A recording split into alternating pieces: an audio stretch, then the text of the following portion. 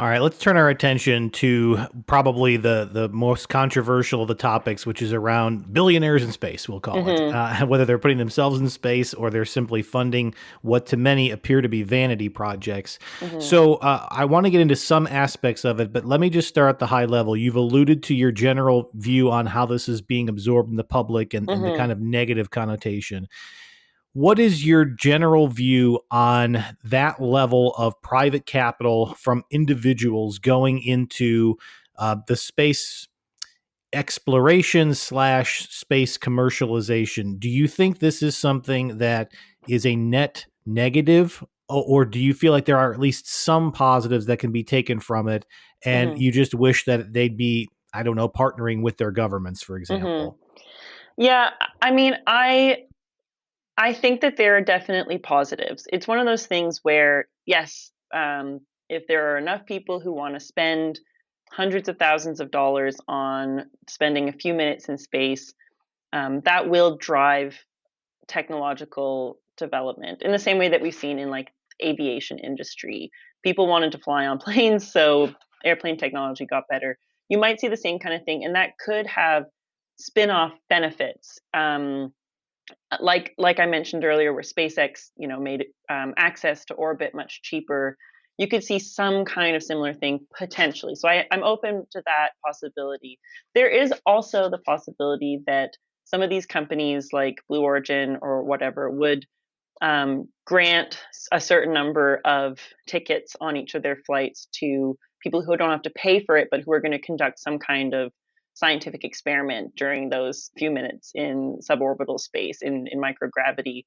So there is a possibility for some science to be conducted.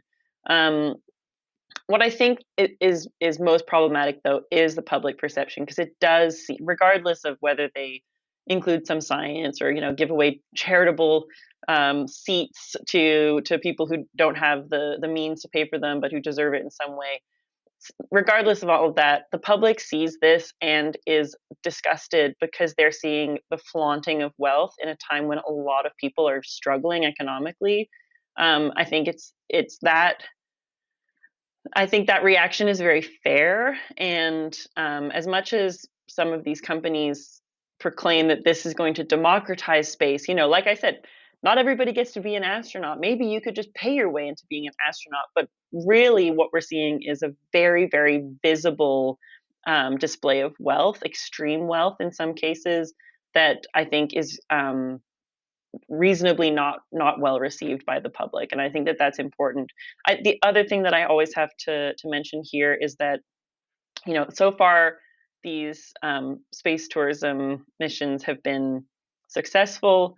There's always the possibility of a failure happening that leads to the loss of life, and that is very serious. NASA and other space agencies that send astronauts into space operate in extreme caution, and that's part of what makes it so expensive for public space, like space human spaceflight programs.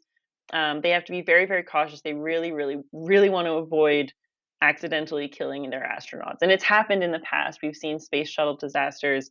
I think the risk tolerance for private companies is always just going to be a lot higher, where they um, again, because it's sort of the financial incentive is there to sell more seats and do things more cheaply. I'm not saying that these companies are operating irresponsibly, but I think that the possibility is there. And again, that these tourist flights are so publicized that you have a very real possibility of millions of people seeing a crew of paid tourists dying in a horrible explosion. And again, that taints the public's perception of what's acceptable and could have effects on how the public perceives and supports government funded space programs.